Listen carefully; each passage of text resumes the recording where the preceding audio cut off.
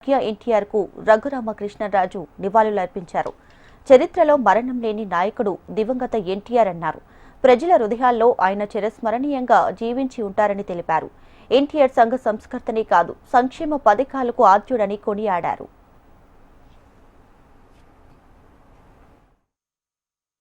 మరణం లేని నాయకులు అతి తక్కువగా ఉంటారు. అటువంటి మహానాయకుడు నందమూరి తారక రామారావు గారు ఈ రోజుకి ప్రజల హృదయాల్లో చిరస్థాయిగా చిరంజీవిగా జీవిస్తున్న వ్యక్తి ఎన్టీ రామారావు గారు.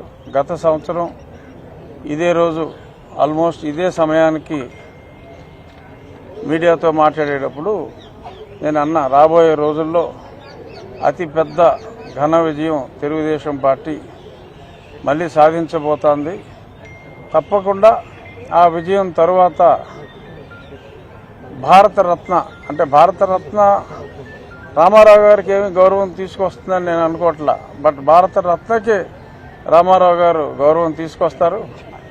మరి వారికి ఆ అద్భుతమైన విజయం తరువాత సాధిస్తాం తప్పకుండా అని చెప్పి మాట్లాడుకోవటం జరిగింది.